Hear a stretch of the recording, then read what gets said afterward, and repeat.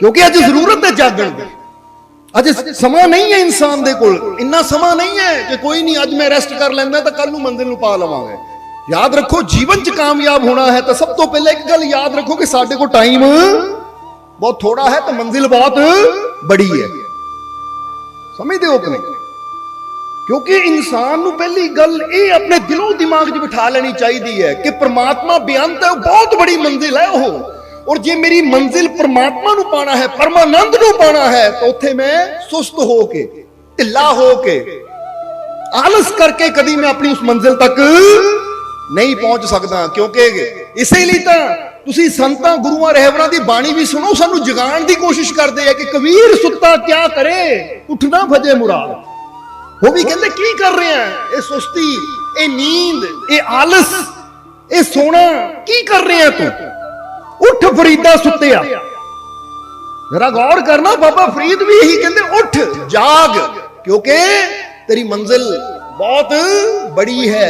और जदों बड़ी चीज नूं पाना होवे, तब जदों सपना बड़ा होवे तो फिर नींद नूं घटाना पैंदा है, आलस नूं त्यागना पैंदा है।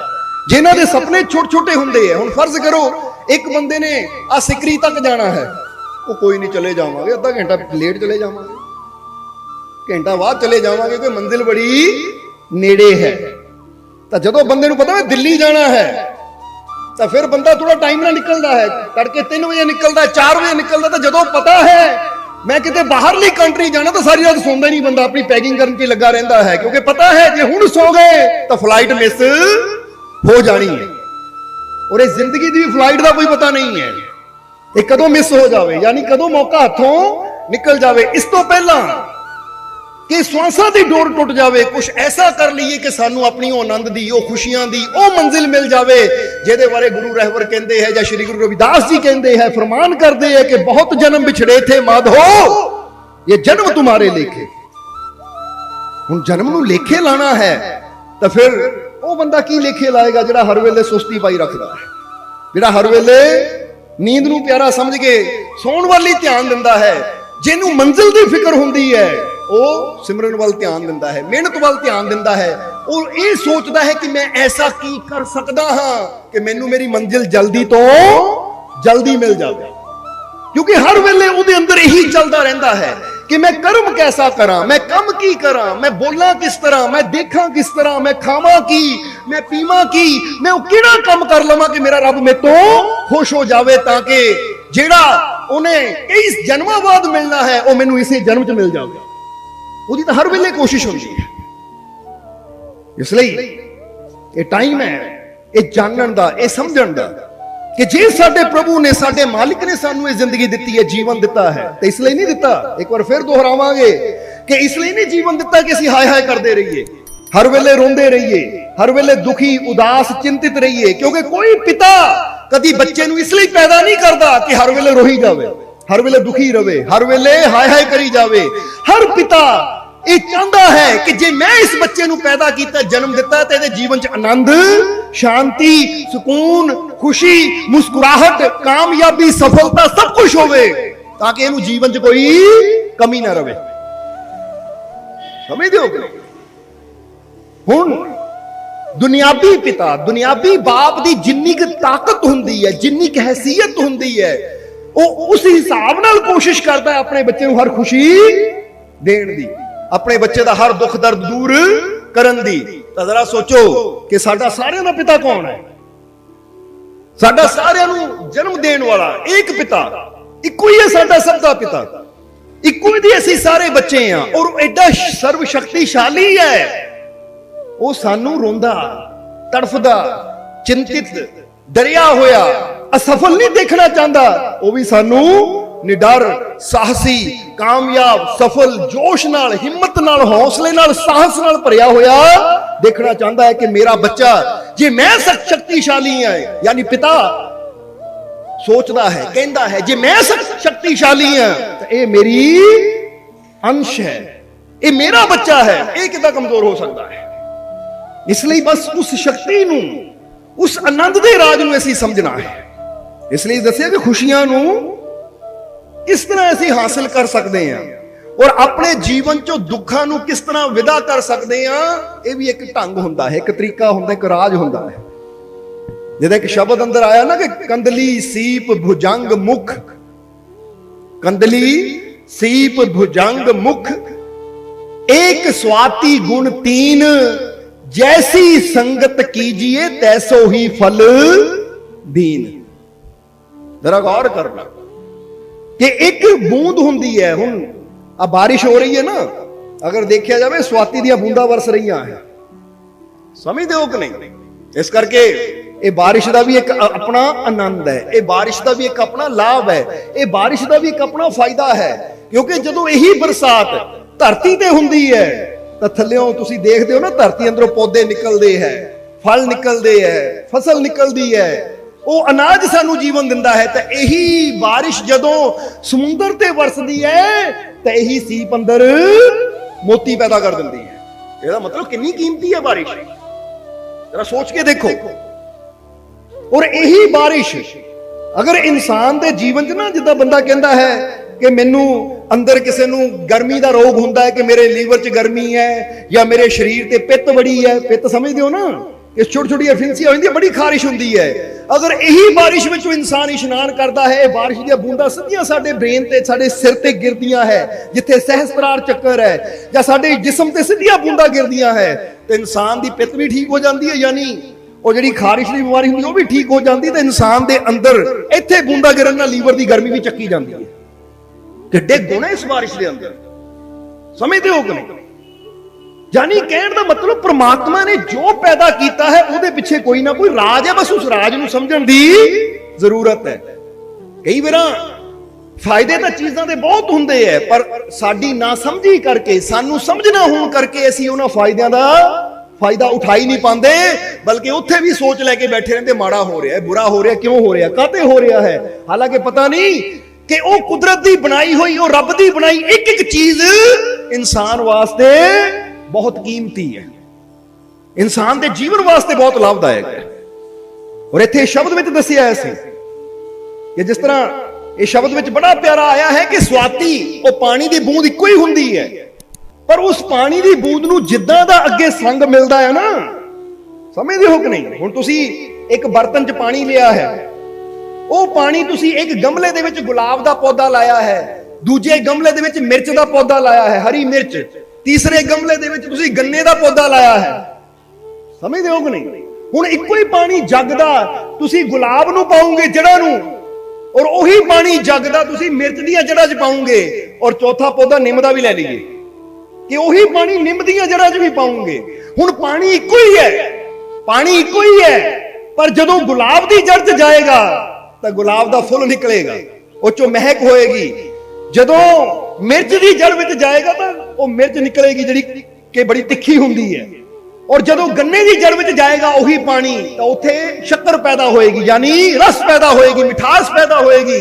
और जदों वही पानी निम की जड़ च जाएगा तो फिर उत्थों भी निकलेगा कड़वाहट, क्योंकि निम अंदर कड़वी हुंदी है। हुण पानी इक्को ही है, पानी इक्को ही है, पर जिद्दां दी उहनूं संगत मिलदी है उदां दी उहदी रंगत हो जाती है, उदां दा उहदा असर हो जाता है। जरा समझना सारिਆਂ ने। इसलिए इत्थों की पता लगता है कि परमात्मा प्रभु ये सानू शिक्षा दिंदा है, ज्ञान दिंदा है कि जदों मैं इंसान नूं दुनिया ते भेजदा हां तां इंसान भी पानी की तरह हुंदा है। इसलिए तां विज्ञान भी कहता है कि 72% साडे बॉडी च की है पानी, 72% पानी है साडे शरीर च। हुण ये पानी का अपना कोई रंग नहीं हुंदा, अपना कोई स्वाद नहीं हुंदा, पर ये पानी ने जिहदे नाल मिलना है ना उहदा स्वाद इहने अपने ते ले लेना है। तुसीं दुध च पा दोगे तो दुध का स्वाद आना शुरू हो जाएगा, शक्कर च पा दोगे तो पानी जो शक्कर का स्वाद आना शुरू हो जाएगा, पानी नूं नमक च पा दोगे तो पानी विचों काहदा स्वाद आएगा, नमक दा। पानी का अपना कोई स्वाद नहीं है, पर जिहदी उन्हें संगत करनी ना उहदा असर अपने ते लेना शुरू कर देना उन्हें। इसलिए याद रखो कि तुहाडे शरीर च भी जिहड़ा 72% पानी है ना, यह भी उही काम करता है कि तुसीं जिद्दां दी संगत विच बहिंदे हो, जिद्दां दी सोबत विच बहिंदे हो, उदां दा प्रभाव तुहाडे जीवन ते होना शुरू हो जाता है। हुण खुशियां दा राज दस्सण लगे हैं, पहला पॉइंट नोट कर लेना, यह पहला पॉइंट है। जे खुशियां नूं जानना चाहते हैं अपने जीवन च खुशी पाना चाहते हैं, अपने जीवन च खुशियां हासिल करना चाहते हैं और चाहते हैं कि इदां दी खुशी मिले कि मुड़ के कदी ये खुशी जावे ही ना। तो ये पहला स्टैप जिहड़ा है, यानी ये पहला पॉइंट याद रखना कि तुसी जिद्दां दी संगत विच बैठना है ना, उदां दी ही तुहाडी रंगत बननी शुरू हो जानी है। इसलिए पहला चेक करो कि जे तुसी दुखियां दी संगत विच ज्यादा बैठोगे, जिहड़े हर वेले अपने दुखां दा रोना रोंदे रहणगे, हर वेले दुख दी गल्लां करते रहणगे, हर वेले परेशानी दी गल्लां करते रहणगे, हर वेले नेगेटिविटी दी गल्लां करते रहणगे, इदां दे लोगों को बैठना तुहाडी नेगेटिविटी भी, तुहाडे अंदर पीड़ा तकलीफ दुख भी वधदा चला जाएगा। समझदे हो कि नहीं? तां किते देखो कि तुहानू कोई दुख ना होवे, तुसी बड़े मजे नाल जा रहे हो, बड़े मजे नाल जा रहे हो, गुनगुनांदे जा रहे हो, अचानक अगे इदां दे घर मोड़ दी लंघदे हो जिथे किसी दी मौत हुई है, जिथे सारे रो रहे हैं। जे तुहानू 5 मिनट भी उत्थे बहना पै जावे ना, तुहाडीआं खुशियां खत्म और तुहाडे अंदर भी एक दर्द एक दुख पैदा हो जाएगा। तुहानू भी अपना गया होया कोई ना कोई याद आएगा और तुहाडीआं अखां 'च भी पानी आना शुरू हो जाएगा, क्योंकि प्रभाव है। हुण समझ लो ये शरीर रूपी पानी उस संगत में चला गया जिथे चारों पासे दुख ही दुख है। हुण ओही एनर्जी इन्हां अपने ते ले लेनी है, जिद्दां नमक विच जाके पानी नमक दी एनर्जी लैके आप नमकीन हो जांदा। समझदे हो कि नहीं? हुण इहदा मतलब ये भी नहीं है कि जिथे किते इदां दा दुख दा समां होवे सानू जाना नहीं चाहिदा। अपनिआं दे कोल दुख दे समय खड़ना साडा फर्ज है, पर अपने अंदर सानू इन्ना एक विवेक चाहिदा है, एक इन्ना ज्ञान चाहिदा है, इन्नी समझ चाहिदी है कि इदां दे हालात विच रह के भी इस चीज दा मैं अपने ते प्रभाव पैण ना देवां, और ये हो सकदा है। समझदे हो कि नहीं? क्योंकि एक विवेकवान इंसान ये हो सकता है, ये सोचता है, इदां कर सकता है कि भाई जे ये दुखी है ना, हुण इहदे दुख विच ठीक है मैं शामिल जरूर हाँ, पर मैं अपने आप नूं इदां रखना कि मैं इहनूं हौसला दे सकां, इहनूं हिम्मत दे सकां, इहनूं हौसला देऊंगा तां ही ये जिंदगी नूं अगे वधाएगा। तो जे मैं भी इहदे नाल लग के रोण लग गया, टुट के बह गया, या इदां हो गया उदां हो गया, यही गल्लां लेके बह गया, तां ओहदा बेचारे दुख तां पहले ही है, पर मेरे करना दुख घटेगा नहीं, होर भी वध जाएगा। क्योंकि हुण जो होना सी ओह तां हो गया, ओहनूं तां बदलिया जा नहीं सकदा, पर हुण ऐसी हिम्मत तां दे सकदे आ ना, तां कि ओहदे अंदर हिम्मत पैदा होवे उस हालात चों निकलण दी। समझदे हो साडी गल? इसलिए ये समझना है, हुण एक दुखी इंसान अगर इदां दी संगत में चला जावे जिथे खुशी होवे, आनंद होवे, नाच होवे, रंग होवे, जिथे चारों पासे मुस्कुराहट होवे, तो ओ संगत दा असर उसते भी होना शुरू हो जाता है। इसलिए इत्थे दसिया कि कंदली सीप भुजंग मुख एक स्वाति गुण तीन, के बूंद इको ही है, पर अंब दे पेड़ दे कोल जिद्दां दसिया ओहदी जड़ च जांदा है पानी तो मिठास बन जाता है, निम दी जड़ च जांदा है तो कड़वाहट बन जाता। और इत्थे दसिया कंदली, कंदली केले दे पेड़ नूं भी कह दिता जाता है, जरा समझना। भुजंग सर्प नूं कह दिता जाता है, और सीप तो तुसी सारे जानदे हो कि जिहदे चों मोती निकलदे। कंदली सीप भुजंग मुख, सप दे मूंह च गई बूंद जहर दा रूप ले लैंदी है, और सीप दे मूंह च गई बूंद मोती दा रूप ले लैंदी है, और उदां दा प्रभाव उदां दा असर ओनू हासिल हो जाता है। इसलिए अगर तुसी जीवन च मोती बनना चाहते हो तो फिर संतां गुरुआं रहबरां या अच्छी संगत विच बैठो, क्योंकि अच्छी संगत सीप दे समान है। ये याद रखना, ये पहला पॉइंट। अगर अच्छी संगत विच तुसी बहिंदे हो तो तुहाडा जीवन कीमती हो जाता है, तुसी पानी तो मोती बन जाते हो, और मोती की एक कीमत हुंदी है, वो अनमोल हुंदा है। इसलिए तुहाडा जीवन भी कीमती हो सकता है अगर तुसी अच्छी सोबत विच बैठना शुरू कर दो और बुरी सोबत तो अपने आप नूं बचाना शुरू कर दो। ये पहला पॉइंट याद रखना। समझदे हो कि नहीं? केड़ा पॉइंट है कि मैं जिद्दां दी संगत करनी ना, जिद्दां दे लोकां च उठना बैठना है, उदां दा मेरे जीवन ते प्रभाव पैना है।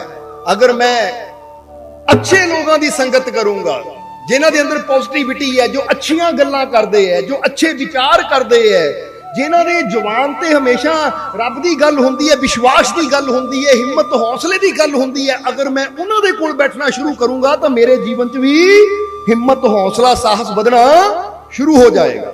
तो जे मैं डरपोकां कोल बैठूंगा तो हौली हौली मेरे अंदर भी डर पैदा होना शुरू हो जाएगा। इह तां कदी तुसीं देखना ਸਮਝਦੇ ਹੋ ਕਿ ਨਹੀਂ?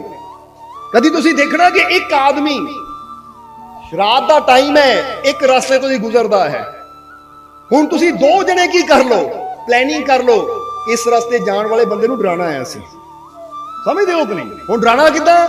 ਉਹ ਆਦਮੀ ਆ ਰਿਹਾ ਇਧਰੋਂ, ਉਹ ਰੋਜ਼ ਇਸੇ ਰਸਤੇ ਤੋਂ ਹੀ ਜਾਂਦਾ ਹੈ, ਇਸੇ ਰਸਤੇ ਤੋਂ ਹੀ ਆਉਂਦਾ ਹੈ, ਪਰ ਇਸ ਵਾਰ ਰਾਤ ਨੂੰ ਜਦੋਂ ਜਾ ਰਿਹਾ ਹੈ ਤਾਂ ਤੁਸੀਂ ਉਧਰੋਂ ਦੌੜੇ ਆਓ, ਦੋ ਜਣੇ ਡਰੇ ਹੋਏ ਆਓ। ਉਹਨੂੰ ਕਹੋ ਕਿੱਧਰ ਚੱਲਾਂ? ਇੱਧਰ ਜਾ ਰਿਹਾ। ਉਹ ਭਾਈ ਨਾ ਜਾਈ, ਅੱਗੇ ਬੜੀ ਖਤਰਨਾਕ ਭੂਤ ਦੇਖਿਆ ਮੈਂ, ਪ੍ਰੇਤ ਦੇਖਿਆ ਮੈਂ, ਅਸੀਂ ਤਾਂ ਦੌੜ ਚੱਲੇ ਆ। ਇਹਨੂੰ ਤੁਸੀਂ ਦੇਖੋਗੇ ਕਿ ਉਹ ਜਿਹੜਾ ਆਦਮੀ ਰੋਜ਼ ਗੁਜ਼ਰਨ ਵਾਲਾ ਹੈ ਨਾ, ਕਿਤੇ ਨਾ ਕਿਤੇ ਉਹਦੇ ਅੰਦਰ ਵੀ ਇੱਕ ਡਰ ਆ ਜਾਏਗਾ। ਹੁਣ ਜਾਏਗਾ ਉਹ, ਪਰ ਡਰਿਆ ਹੋਇਆ ਜਾਏਗਾ। ਜਾਣਾ ਉਹਦੀ ਮਜਬੂਰੀ ਹੈ, ਕਿਉਂਕਿ ਪਿੰਡ ਉਹਦਾ ਉੱਧਰ ਹੈ, ਘਰ ਉੱਧਰ ਹੈ, ਪਰ ਅੰਦਰ ਇੱਕ ਨਾ ਇੱਕ ਡਰ ਹੋਏਗਾ ਕਿ ਜੇ ਦੋ ਬੰਦੇ ਡਰ ਸਕਦੇ ਆ ਤਾਂ ਫਿਰ ਭਾਈ ਕਿਤੇ ਮੈਨੂੰ ਵੀ ਕੋਈ ਚੀਜ਼ ਇਦਾਂ ਦੀ ਵਾਕਿਆ ਕੋਈ ਗੱਲ ਹੋਣੀ ਹੈ ਜਿਹੜਾ ਇਹ ਡਰੇ ਹੋਏ ਹੈ। ਇਹਦਾ ਮਤਲਬ ਹੈ, ਹੁਣ ਅਸੀਂ ਕਈ ਵਾਰ ਦੱਸੀਦਾ ਨਾ, ਘਰ ਦੇ ਵਿੱਚ ਜੇ ਦੋ ਮੈਂਬਰ ਚੂਹੇ ਤੋਂ ਡਰਨ ਵਾਲੇ ਆ ਨਾ, ਉਹਨਾਂ ਦੇ ਛੋਟੇ ਛੋਟੇ ਬੱਚੇ ਵੀ ਚੂਹੇ ਤੋਂ ਡਰਨਗੇ, ਕਿਉਂਕਿ ਉਹਨਾਂ ਦਾ ਡਰ ਉਹਨਾਂ ਅੰਦਰ ਵੀ ਸ਼ਿਫਟ ਹੋ ਜਾਂਦਾ ਹੈ।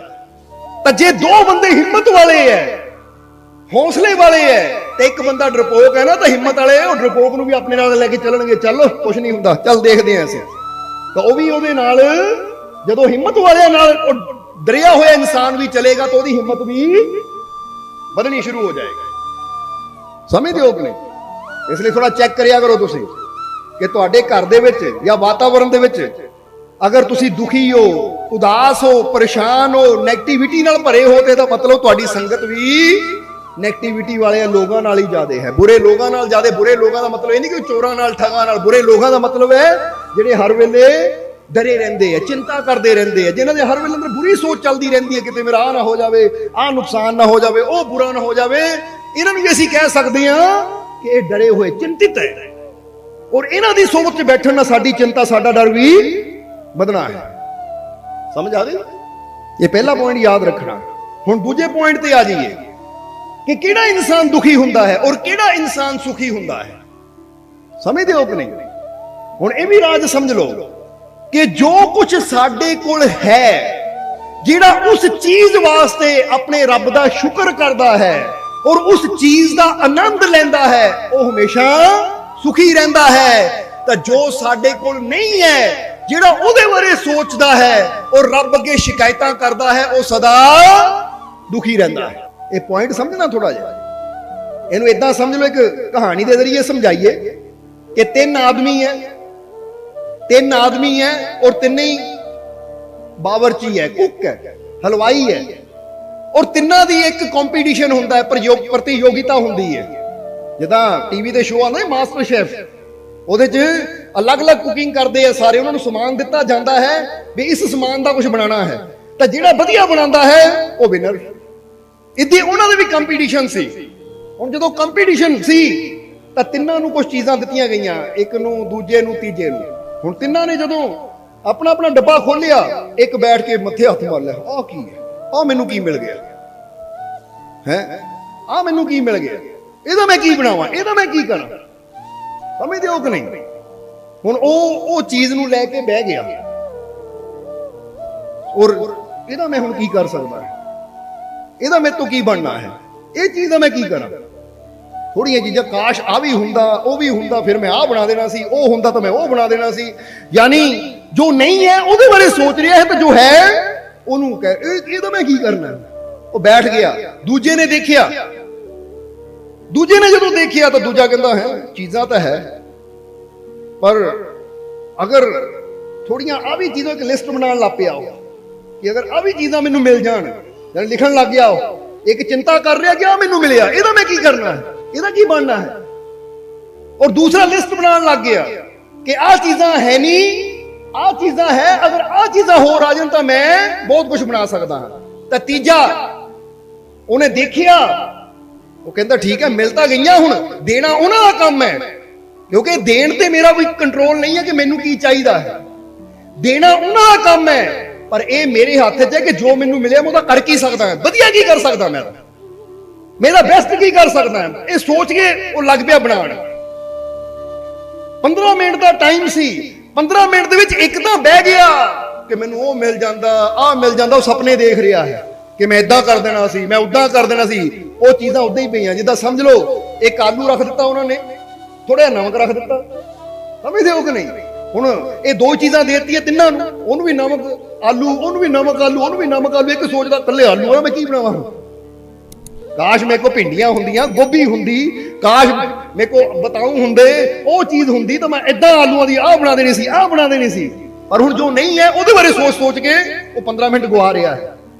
तो जिहड़ा दूसरा लिस्ट बनाउण च लगा होया है, मैनूं आह चाहीदा है, मैनूं आह चाहीदा है, आह चीज़ मंग लैनी, आह चीज़ मंग लैनी, आह चीज़ कर लेनी है, और लिस्ट बनाउण च ओहदा टाइम जा रहा है। तीजे ने देखिया दो ही चीज़ां है, हुण जो बेस्ट कर सकदा मैं करा।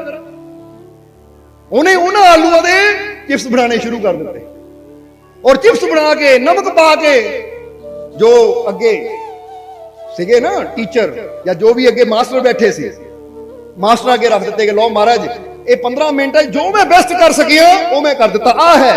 तो कहते उन्होंने इनाम भी दिता गया, और उन्होंने इनाम भी मिलिया, गोल्ड मैडल भी मिलिया, और ओदा नाम भी हो गया कि इहनूं असीं जो दिता सी इन्हां ओदा वेस्ट कर लिया। हुण ये ऑप्शन तिन्नां कोल ही सी, ये नहीं कि ओहदे इकल्ले कोल सी, वो दूजे दो चाहते वो भी कर सकते सी, पर एक ने देखिया बड़ा थोड़ा है, इहदा मैं की कर सकदा है, उन्हें कोशिश ही नहीं की।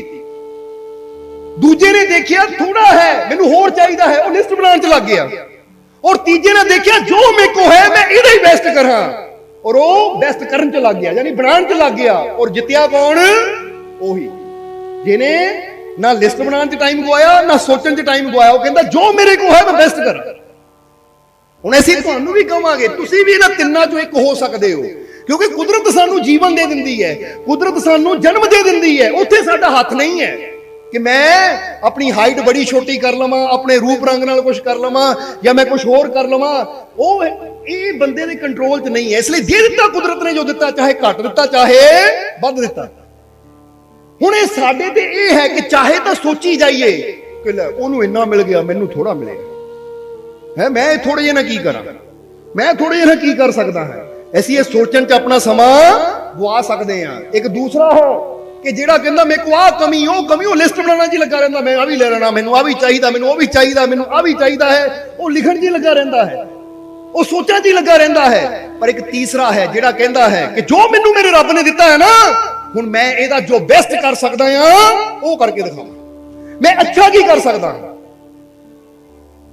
ये समझना, मारियोज नाम का एक आदमी सी, जदों ओदी पैदाइश हुई, ओदा जन्म होया तो दोनों हाथ नहीं सी ओदे, मारियोज दा जदों जन्म होया तो ओदे दो हाथ नहीं सी। पर जिद्दां जिद्दां बच्चा बड़ा होने लगा, 5 साल 10 साल की उम्र हुई, तां किस दिन ओनू पुछया किसी ने कि तू बनना की है बेटा, बड़ा होके तू की बनना है? उन्हें कहा मैं पेंटर बनना है। की सोच सी ओदी? पेंटर बनन दी, पेंटर यानी पेंटिंग करनी, तस्वीर बनानी। जदों इन्नी गल कही तो आदमी थोड़ा हसिया भी, हैरान भी होया कि इहदे दो हाथ नहीं है, बचपन तो ही जन्म तो ही हाथ नहीं है। और फिर कहंदा पेंटर बनना मैं, और बिना हत्थां तो बंदा लिखण बारे भी नहीं सोच सकता, तो पेंटिंग बनानी तो बहुत बड़ी गल है। ये किद्दां होएगा, ये किद्दां होएगा? तू पेंटर किस तरह बन सकता, तेरे तो हाथ नहीं है। तो उसले कहंदे उस बच्चे ने की जवाब दिता, कहंदे ठीक है मेरे हाथ नहीं है, पर जो मैनू मेरे रब ने कुदरत ने दिता है ना, मैं हुण ये देखना है कि जो मेरे कोल है मैं इहदा सही उपयोग की कर सकदा। हाथ नहीं है पर पैर तो है ना, जो मेरे कोल है मैं इहदा सही उपयोग की कर सकदा, मैं ये देखना है। कहंदे जदों ये गल उन्हें बच्चे ने कही तो जिहड़ा आदमी सी, एक टीचर सी, उन्हें कहा ठीक है बेटा, जे तेरी इन्नी हिम्मत है, इन्ना हौसला है, तो मैं तेरा साथ दूंगा। कहंदे उन्हें प्रैक्टिस कराई, और फिर हौली हौली बच्चा प्रैक्टिस करता गया, प्रैक्टिस करता गया, प्रैक्टिस करता गया। बचपन का सपना सी पेंटर बनन दा, हुण जदों 24-25 साल का होया, 27 साल का होया, तो हौली हौली वो पेंटिंग च इन्ना माहिर हो गया कि अज ओदी पेंटिंग बड़ी मशहूर भी है और बिकदी भी बड़ी महंगी है। जे तुसी किते लिखोगे ना मारियोज केजरकी, ओदा पूरा नाम है मारियो केजरकी, पेंटर नाल पेंटर लिख दोगे तो ओदी तस्वीरां भी आ जाणगियां, ओदी तस्वीर अपनी फोटो भी आ जाएगी, और ओदियां बनाईयां पेंटिंगां भी आ जाणगियां। पेंटिंग इन्नी शानदार है ओदी कि कदी देखियो जाके, ਨੈਟ ਅੱਜ ਕੱਲ ਤੁਹਾਡੇ ਜੇਬਾਂ 'ਚ ਹੈ ਕਿ ਇੰਨੀ ਸ਼ਾਨਦਾਰ ਪੇਂਟਿੰਗ ਕਿ ਦੇਖਣ ਵਾਲਾ ਹੈਰਾਨ ਹੋ ਜਾਂਦਾ, ਇਦਾਂ ਲੱਗਦਾ ਬਸ ਜਾਨ ਪਾਣੀ ਬਾਕੀ ਰਹਿ ਗਈ ਹੈ। ਹੂਬਹੂ ਤਸਵੀਰ ਬਣਾ ਦਿੰਦਾ ਬੰਦੇ ਨੂੰ ਸਾਹਮਣੇ ਬਿਠਾ ਦਿੰਦਾ ਹੈ ਤੇ ਇਦਾਂ ਤਸਵੀਰ ਬਣਾ ਦਿੰਦਾ ਕਿ ਕੋਈ ਕਹਿ ਹੀ ਨਹੀਂ ਸਕਦਾ ਕਿ ਪੇਂਟਿੰਗ ਹੈ ਜਾਂ ਫੋਟੋ ਖਿੱਚੀ ਹੋਈ ਹੈ ਜਾਂ ਕੈਮਰੇ ਦੀ ਫੋਟੋ ਹੈ। ਇੰਨੀ ਜਾਨ ਪਾ ਦਿੰਦਾ ਉਹ। ਹੁਣ ਹੱਥ ਨਹੀਂ ਹੈ ਉਹਦੇ ਤੇ ਅਸੀਂ ਤੁਹਾਨੂੰ ਕਹੀਏ ਤੁਹਾਡੇ ਕੋਲ ਹੱਥ ਹੈ, ਕੋਈ ਇੱਕੋ ਹੀ ਪੇਂਟਿੰਗ ਬਣਾ ਕੇ ਦਿਖਾ ਦਿਓ ਤਾਂ ਬੰਦੇ ਨਾਲ ਪੇਂਟਿੰਗ ਛੱਡੋ, ਸਿੱਧੀ ਲਾਈਨ ਖਿੱਚਣੀ ਵੀ ਕਈਆਂ ਵਾਸਤੇ ਔਖੀ ਹੋ ਜਾਣੀ ਕਿ ਮੇਰੇ ਤੋਂ ਸਿੱਧੀ ਲਾਈਨ ਨਹੀਂ ਖਿੱਚੀ ਜਾਂਦੀ, ਮੇਰੇ ਤੋਂ ਟੇਢੀ ਲਾਈਨ ਖਿੱਚੀ ਤਾਂ ਉਹ ਵੀ ਵਿੰਗੀ ਹੋ ਜਾਂਦੀ ਹੈ। ਕਿਉਂਕਿ ਜਿਨ੍ਹਾਂ ਨੂੰ ਕਲਾ ਹੀ ਨਹੀਂ ਹੈ ਉਹਨਾਂ ਵਾਸਤੇ ਸਿੱਧੀ ਲਾਈਨ ਖਿੱਚਣਾ ਵੀ ਔਖਾ ਹੈ। ਹੁਣ ਅਸੀਂ ਇਹ ਦੱਸਣਾ ਚਾਹੁੰਦੇ, ਇਸੇ ਲਈ ਤਾਂ ਮਾਰੀਓਸ ਕਹਿੰਦਾ ਹੈ ਕਿ I was born without arm but I still manage to fulfil my dreams. ਜਰਾ ਗੌਰ ਕਰਨਾ, ਕਹਿੰਦੇ ਆਈ ਵਾਜ਼ ਬੋਰਨ ਵਿਦਾਊਟ ਆਰਮ, ਕਿ ਮੈਂ ਬਿਨਾਂ ਹੱਥਾਂ ਤੋਂ ਪੈਦਾ ਹੋਇਆ ਹਾਂ, but I still manage to fulfil my dreams, ਪਰ ਫਿਰ ਵੀ ਮੈਂ ਤਾਕਤ ਰੱਖਦਾ ਹਾਂ ਆਪਣੇ ਸੁਪਨਿਆਂ ਨੂੰ ਪੂਰਾ ਕਰਨ ਦੀ। ਬੇਸ਼ੱਕ ਮੈਂ ਬਿਨਾਂ ਹੱਥਾਂ ਤੋਂ ਪੈਦਾ ਹੋਇਆ ਹਾਂ ਪਰ ਫਿਰ ਵੀ ਮੈਂ ਆਪਣੇ ਸੁਪਨੇ ਪੂਰੇ ਕਰਨ ਦੀ ਸ਼ਕਤੀ ਰੱਖਦਾ, ਹਿੰਮਤ ਰੱਖਦਾ ਹਾਂ। ਤਾਂ ਜ਼ਰਾ ਸੋਚੋ, ਉਹ ਬਿਨਾਂ ਹੱਥਾਂ ਤੋਂ ਪੈਦਾ ਹੋ ਕੇ ਆਪਣੇ ਸੁਪਨਿਆਂ ਨੂੰ ਪੂਰਾ ਕਰਨ ਦੀ ਸ਼ਕਤੀ ਰੱਖ ਸਕਦਾ ਹੈ, ਤਾਂ ਤੁਹਾਨੂੰ ਤਾਂ ਰੱਬ ਨੇ ਸਭ ਕੁਝ ਕੰਪਲੀਟ ਦਿੱਤਾ ਹੋਇਆ, ਹੱਥ ਪੈਰ ਹੈ, ਅੱਖਾਂ ਹੈ, ਕੰਨ ਹੈ, ਸਭ ਕੁਝ ਹੈ, ਪਰ ਫਿਰ ਵੀ ਬੰਦਾ ਕਹਿੰਦਾ ਮੈਂ ਨਹੀਂ ਕਰਦਾ, ਮੇਰੇ ਸੁਪਨੇ ਨਹੀਂ ਪੂਰੇ ਹੁੰਦੇ, ਜਾਂ ਮੇਰਾ ਆਹ ਕੰਮ ਨਹੀਂ ਹੁੰਦਾ, ਮੇਰਾ ਉਹ ਕੰਮ ਨਹੀਂ ਹੁੰਦਾ। ਇਹਦਾ ਮਤਲਬ ਕੀ ਹੈ ਕਿ ਸਾਡੇ ਅੰਦਰ ਚਾਹਤ ਤਾਂ ਹੈ ਪਰ ਅਸੀਂ ਉਹ ਕੰਮ ਨੂੰ ਕਰਨ ਦੀ ਅੰਦਰ ਮਿਹਨਤ ਨਹੀਂ ਰੱਖਦੇ, ਜਨੂਨ ਨਹੀਂ ਰੱਖਦੇ, ਲਗਨ ਨਹੀਂ ਰੱਖਦੇ। ਕਿਉਂਕਿ ਜਿਨ੍ਹਾਂ ਦੇ ਅੰਦਰ ਵਾਕਈ ਇੱਕ ਜਨੂਨ ਹੋਵੇ, ਆ ਮੇਰੀ ਮੰਜ਼ਿਲ ਹੈ, ਇਸ ਨੂੰ ਪਾਣਾ ਹੈ, ਫਿਰ ਉਹ ਦੁਨੀਆ ਦੀ ਪਰਵਾਹ ਨਹੀਂ ਕਰਦੇ, ਫਿਰ ਉਹ ਆਪਣੇ ਆਰਾਮ ਦੀ ਪਰਵਾਹ ਨਹੀਂ ਕਰਦੇ, ਫਿਰ ਤਾਂ ਇੰਨੀ ਮਿਹਨਤ ਕਰਦੇ ਕਿ ਜਦ ਤੱਕ ਮੰਜ਼ਿਲ ਮਿਲ ਨਹੀਂ ਜਾਂਦੀ ਉਹ ਰੁਕਦੇ ਨਹੀਂ। ਜਿੱਦਾਂ ਸਵਾਮੀ ਵਿਵੇਕਾਨੰਦ ਜੀ ਨੇ ਕਿਹਾ ਸੀ ਨਾ, ਉਠੋ जागो और तब तक मत रुको जब तक तुम्हें अपनी मंजिल मिल ना जाए। ये नौजवानों ਨੂੰ ਕਿਹਾ ਸੀ स्वामी विवेकानंद जी ने, कहते उठो जागो और तब तक मत रुको जब तक तुम्हें अपनी मंजिल ना मिल जाए। ਤੁਹਾਡੀ मंजिल की है? जे रूहानियत ਤੁਹਾਡੀ मंजिल है, परमानंद ਨੂੰ ਪਾਣਾ ਤੁਹਾਡੀ मंजिल है, तो फिर जागो, उठो और बंदगी नाल जुड़ो, सिमरन नाल जुड़ो, अच्छाई नाल जुड़ो, अच्छे बन जाओ और इदा नेकी करते चले जाओ कि जब तक आनंद मिल ना जाए मैं रुकना नहीं। जे मेरी मंजिल कामयाब होती है, चाहे पढ़ाई दे विच कामयाब होती है, तो बच्चों को चाहिए है कि जे मैं कोई डिग्री लेना चाहता हाँ तो हुण मैं जागा, मेहनत करा और उदों तक ना रुका जब तक मैनू वो डिग्री मिल ना जाए जो मैं चाहता है। ठीक है, एक बार फेल होया कोई गल नहीं, दूजी बार फेल होया कोई गल नहीं, पर उदों तक मैं रुकना नहीं है जब तक मैनू मंजिल नहीं मिल जाती। एक इंसान कहता मेरे जीवन च शांति चाहिए है, मेरे जीवन च प्यार चाहिए है, तो उठो जागो और तब तक मत रुको जब तक तुम्हें तुम्हारी मंजिल ना मिल जाए। जे शांति चाहते हो तो जागो, होश में आओ कि शांति प्राप्त करने वास्ते मैं की कर सकता हां, मैं की अपने जीवन के अंदर नियम बना सकता हां, मैं किहड़ियां चीज़ां दा त्याग कर सकदा हां शांति नूं पाउण नूं, हुण मैं ओह करां ताकि मैनूं मेरी मंजिल मिल जाए।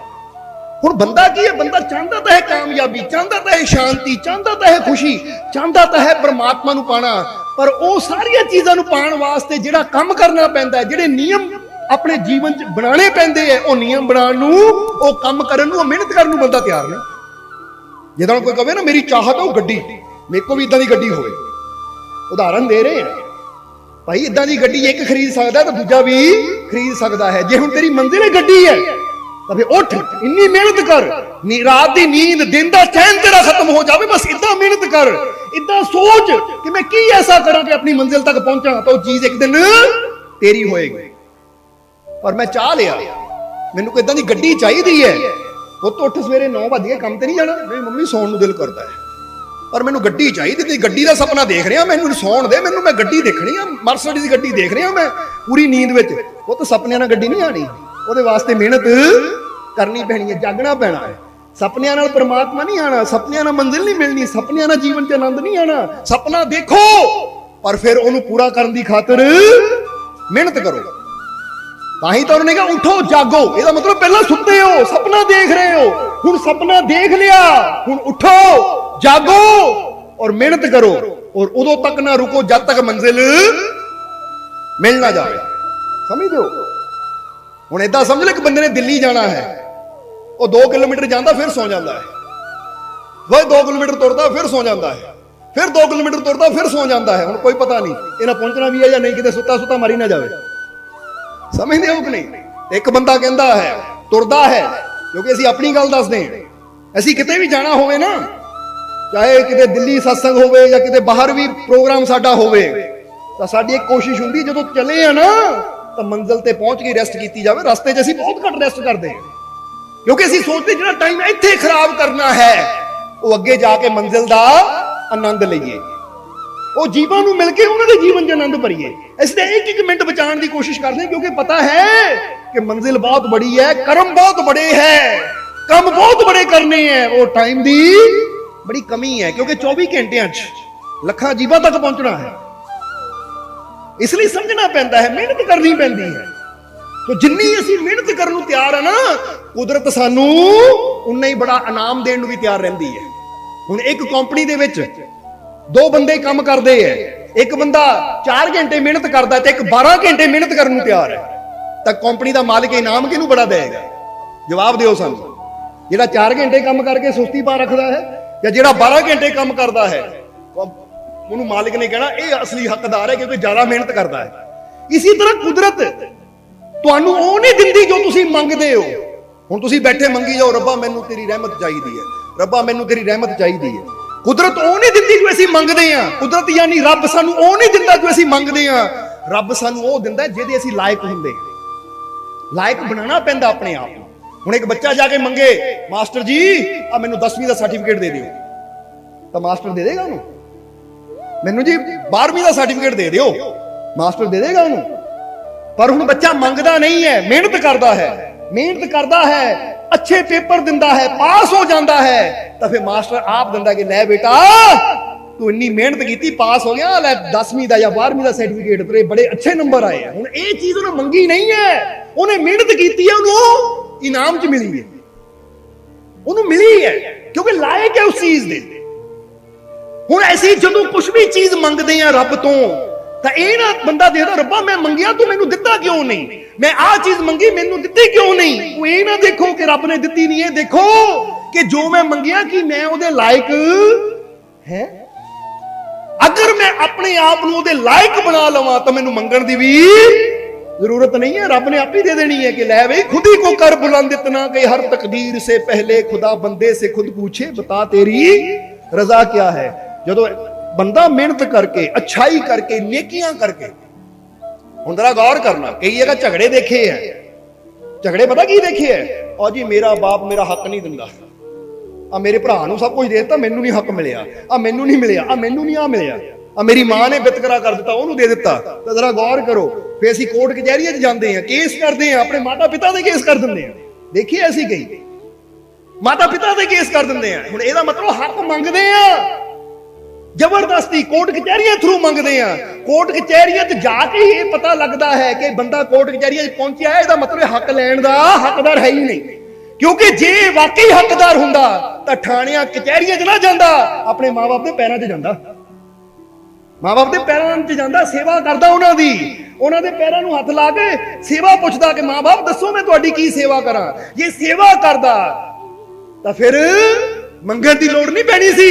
ਮਾਂ-ਬਾਪ ਨੇ ਕਹਿਣਾ ਇੰਨੀ ਸੇਵਾ ਕਰਨ ਵਾਲਾ ਆ ਸਭ ਕੁਝ ਬੇਟਾ ਤੇਰਾ ਹੀ ਹੈ, ਕਿਉਂਕਿ ਕਿਹੜਾ ਨਾਲ ਲੈ ਜਾਣਾ ਸੀ। ਇੱਕ ਆਪਣੇ ਜਨਮਦਾਤਾ ਯਾਨੀ ਜਿਹੜੇ ਮਾਂ-ਬਾਪ ਜਨਮ ਦਿੰਦੇ ਆ ਲੜਕੇ, ਉਹਨਾਂ ਤੋਂ ਅਸੀਂ ਕੁਝ ਨਹੀਂ ਲੈ ਸਕਦੇ। ਸੇਵਾ ਕਰਕੇ ਅੱਛੇ ਬਣ ਕੇ ਉੱਥੋਂ ਵੀ ਸਭ ਕੁਝ ਸਾਨੂੰ ਬਿਨਾਂ ਮੰਗਿਆ ਮਿਲ ਜਾਂਦਾ ਹੈ। ਤਾਂ ਫਿਰ ਰੱਬ ਉਹ ਤਾਂ ਹੈ ਹੀ ਪਰਮ ਪਿਤਾ। ਅਸੀਂ ਉੱਥੇ ਵੀ ਜੇ ਰੱਬਾ ਜੇ ਨਾ ਦਿੱਤਾ ਮੈਂ ਤੇਰਾ ਨਾਂ ਨਹੀਂ ਲੈਣਾ, ਮੈਂ ਧਿਆਨ ਤੇ ਨਹੀਂ ਬੈਠਣਾ ਜਦੋਂ ਮੇਰੀ ਫਰਿਆਦ ਨਾ ਸੁਣੀ।